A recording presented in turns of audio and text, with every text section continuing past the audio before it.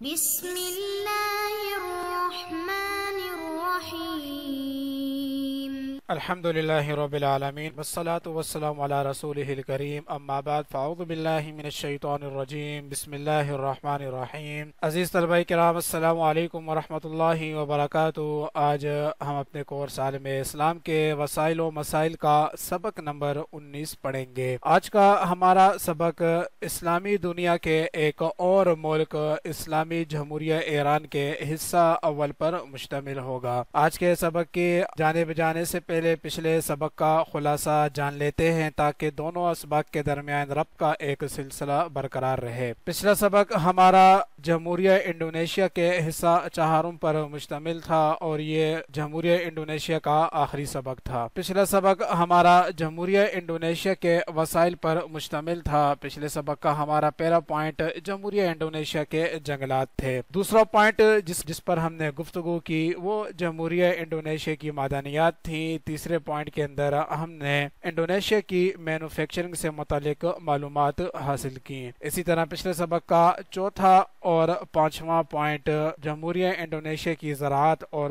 سیاحت تھی۔ تو یہ 5 وسائل تھے جس پر ہم نے پچھلے سبق کے اندر گفتگو کی۔ آج کا سبق ہمارا اسلامی جمہوریہ ایران پر مشتمل ہے۔ آج کے سبق کی اہم ابحاث جان لیتے ہیں۔ چونکہ آج اس ملک کا پہلا سبق ہے تو اس پہلے سبق کے اندر آج ہم پڑھیں گے، ہمارا پہلا پوائنٹ ہوگا اس سبق کا محل وقوع۔ اس کے اندر ہم اسلامی جمہوریہ ایران کا محل وقوع جاننے کی کوشش کریں گے۔ آج کے سبق کا ہمارا دوسرا پوائنٹ اس ملک کے جغرافی خدوخال ہوں گے۔ تیسری چیز جس پر آج ہم بحث کریں گے وہ اس ملک کا رقبہ ہوگا۔ چوتھا پوائنٹ جس پر آج گفتگو کی جائے گی وہ اس ملک کی آبادی ہوگا، اور سب سے آخری پوائنٹ اس ملک کے اندر بولے جانے والی زبانیں ہوگا۔ تو یہ آج کے سبق کی ہمارے 5 اہم پوائنٹس ہیں جس پر ہم گفتگو کریں گے۔ تو چلتے ہیں آج کے پہلے پوائنٹ کی جانب، یعنی اسلامیہ جمہوریہ ایران کے محل وقوع کی جانب، اور جانتے ہیں کہ اسلامیہ جمہوریہ ایران کا محل وقوع کیا ہے۔ سب سے پہلے ایران کی وجہ تسمیہ جان لیتے ہیں۔ ایران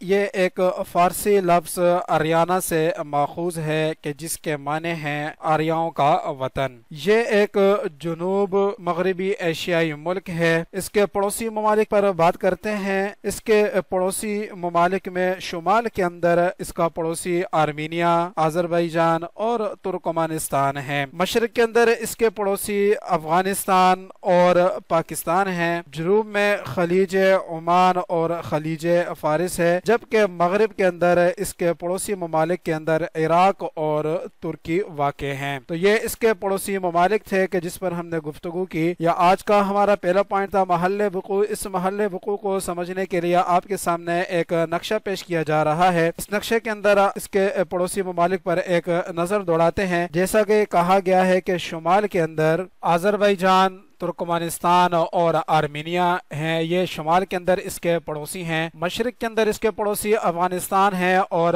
پاکستان ہیں۔ اسی طرح اس کے جنوب کے اندر خلیج عمان اور خلیج فارس واقع ہے، جبکہ مغرب کے اندر عراق اور ترکی واقع ہیں۔ تو یہ آپ کے سامنے اس ملک کا نقشہ پیش کیا گیا اور اس کے پڑوسی ممالک پر نظر دوڑائی گئی۔ عزیز طلبہ کرام، آپ کو نقشے کے ذریعے سمجھانے کی کوشش کی کہ اس کے پڑوسی ممالک کون کون سے ہیں۔ اس طرح آج کے سبق کا ہمارا پہلا پوائنٹ مکمل ہوتا ہے۔ چلتے ہیں آج کے سبق کے دوسرے پوائنٹ کی جانب۔ آج کے سبق کا ہمارا دوسرا پوائنٹ ہے اسلامی جمہوریہ ایران کے جغرافی خدوخال۔ تو آئیے جانتے ہیں کہ اس ملک کے جغرافی خدوخال کیا ہیں۔ ایران رقبے کے لحاظ سے دنیا کا 17واں بڑا اور پہاڑی ملک ہے۔ اس کی شمالاً جنوباً لمبائی 2200 میل اور شرقاً غرباً چوڑائی 1200 میل ہے۔ ایران ایک سطح مرتفع ہے جو سطح سمندر سے تقریباً 1500 فٹ بلند ہے۔ عراقی سرحد کے ساتھ قارون دریا کا علاقہ اور خلیج فارس کا ساحل سطح سمندر سے تقریباً 1000 فٹ بلند ہے۔ ایران کے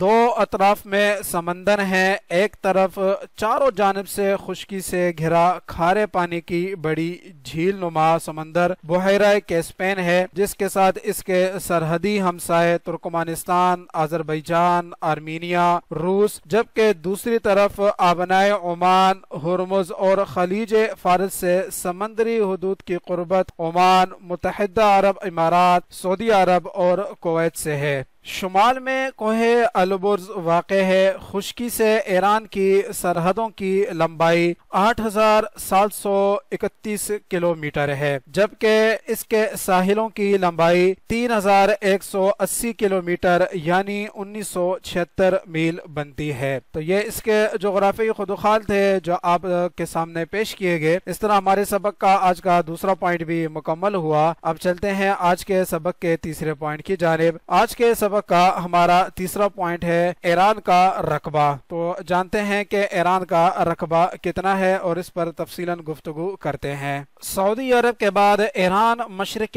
وسطی کا دوسرا بڑا ملک ہے۔ ایران کا خطہ متنوع ہے، صحراؤں، پہاڑوں، جنگلوں اور ساحلی میدانوں سے لے کر زگروز پہاڑ شمال مغرب سے جنوب مشرق کی طرف چلتے ہوئے ملک کو دو الگ الگ حصوں میں تقسیم کرتے ہیں۔ مغربی حصہ جس میں بحیرہ روم کی آب و ہوا ہے اور مشرقی حصہ جس میں بر اعظمی آب و ہوا ہے۔ ایران کا رقبہ 14 لاکھ مربع کلومیٹر پر محیط ہے۔ ایران کے علاقے میں صحرا کا وسیع حصہ شامل ہے، جس میں بالترتیب مشرق اور شمال میں دشت لوت اور کاویر کے صحرا شامل ہیں۔ یہاں ناہموار پہاڑی علاقے بھی ہیں، جن میں شمال میں ایلبرز پہاڑ، مغربی سرحدوں کے ساتھ زگروس پہاڑ اور شمال مشرق میں البرز پہاڑ شامل ہیں۔ ایران بہت سے دریاؤں کا گھر بھی ہے، جن میں قارون، سیفد رود اور کارخیا شامل ہیں، جو زراعت اور دیگر استعمال کے لیے پانی فراہم کرتے ہیں۔ ملک کی سب سے بڑی جھیل آرمیائی جھیل ہے، جو دنیا کی سب سے بڑی نمکین جھیلوں میں سے ایک ہے۔ ایران کی آب و ہوا خطے کے لحاظ سے مختلف ہوتی ہے۔ شمال مغرب میں موسم ٹھنڈا ہے، سردیوں میں برف باری اور گرمیوں میں ہلکا درجہ حرارت ہوتا ہے۔ اس کے برعکس ملک کے جنوب اور جنوب مشرق حصے گرم اور خشک ہیں، جہاں درجہ حرارت 110 ڈگری فارنہائٹ سے زیادہ ہوتا ہے۔ حیاتیاتی تنوع کے لحاظ سے ایران پودوں اور حیوانی زندگی کی متنوع رینج کا گھر ہے۔ مشرقی اور شمالی جنگلات بلوط، اخروٹ اور پستے کے درختوں کے لیے جانے جاتے ہیں، جبکہ جنوبی ساحل مینگرو کے جنگلات اور مرجان کی چٹانوں کا گھر ہیں۔ ایران مختلف قسم کی جنگلی حیات کا گھر بھی ہے، جیسے ایشیائی چیتا، بھورے ریچھ اور فارسی چیتے۔ اسی طرح بات کرتے ہیں ایران کے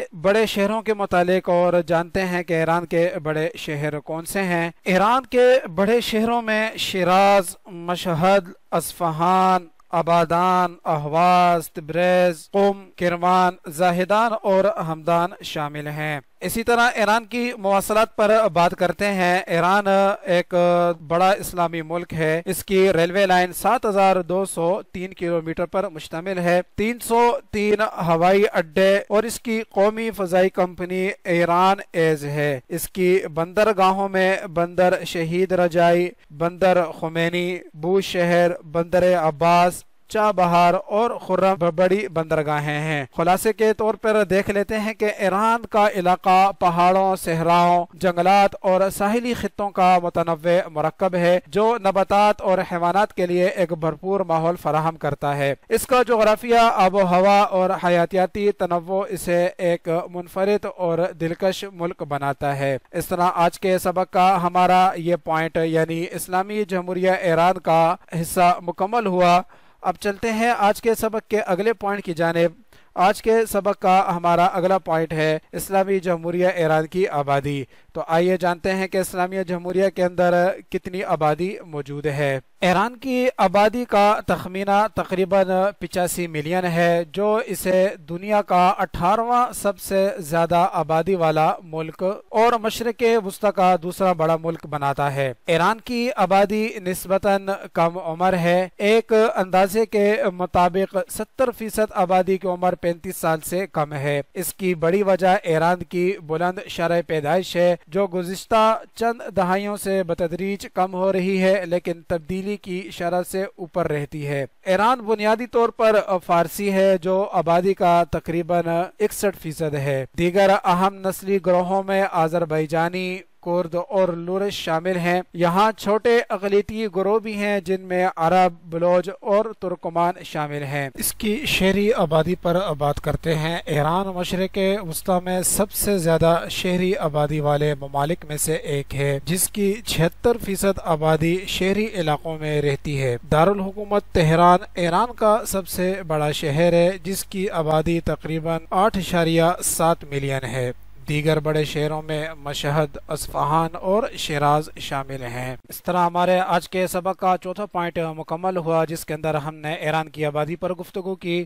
اب چلتے ہیں آج کے سبق کے 5ویں اور آخری پوائنٹ کی جانب۔ آج کے سبق کا ہمارا 5واں اور آخری پوائنٹ ہوگا ایران کے اندر بولی جانے والی زبانیں۔ ایران میں لسانی تنوع ہے، جس سے ملک میں کئی زبانیں بولی جاتی ہیں۔ ایران کی سرکاری زبان فارسی ہے، جسے فارسی بھی کہا جاتا ہے، جس کا تعلق ہند یورپی زبان کے خاندان سے ہے۔ تقریباً 53% آبادی اپنی مادری زبان کے طور پر فارسی بولتی ہے۔ ایران میں بولی جانے والی دیگر اکثریتی زبانوں پر بات کرتے ہیں۔ ایران میں ایک اور اہم زبان آذربائیجان ہے، جس کا تعلق ترک زبان کے خاندان سے ہے۔ آذربائیجان بنیادی طور پر شمال مغرب میں بولی جاتی ہے اور اس کی آبادی ایران کی کل آبادی کا 1/4 حصہ ہے۔ کرد بنیادی طور پر ایران کے مغربی حصے میں بولی جاتی ہے اور یہ آبادی کا تقریباً 10% حصہ ہے۔ عربی بھی ایران کے اندر بولی جاتی ہے۔ عربی ایران میں بھی بولی جاتی ہے، جو بنیادی طور پر جنوب مغربی علاقوں کے اندر استعمال ہوتی ہے۔ اس کے علاوہ دیگر زبانوں میں بلوچی، ترکی اور منگول زبانیں بھی بولی جاتی ہیں۔ یہ ایران کی اکثریتی زبانیں تھیں جو ایران میں بولی جاتی ہیں۔ اب نظر دوڑاتے ہیں ایران کے اندر ان زبانوں پر جو اقلیت میں بولی جاتی ہیں۔ ایران میں اقلیتوں کی طرف سے بولی جانے والی دیگر زبانوں میں آرمینیائی شامل ہے، جارجیائی ہے، نو آرامی ہے، گیلاکی ہے، مازندرانی اور تالش کی کئی بولیاں شامل ہیں۔ مجموعی طور پر ایران کا لسانی تنوع ملک کی شاندار تاریخ اور ثقافتی ورثے کا منہ بولتا ثبوت ہے۔ اس طرح ہمارا یہ پوائنٹ بھی مکمل ہوا۔ اس پوائنٹ کے اندر ہم نے ایران کی سرکاری زبان، اس کی اکثریتی زبانیں اور اقلیتی زبانوں پر نظر دوڑائی۔ اس کے ساتھ ہی آج کے سبق کا ہمارا اختتام ہوتا ہے۔ آج کے سبق کے اختتام کی جانب جانے سے پہلے اس سبق کا خلاصہ دیکھ لیتے ہیں۔ آج کے سبق کے اندر ہم نے اسلامی جمہوریہ ایران کے حصہ اول کو پڑھا۔ اس حصہ اول کے اندر آج کا سبق ہمارا مشتمل تھا ایران کے محل وقوع پر، یا جس کا پہلا پوائنٹ تھا۔ دوسرا پوائنٹ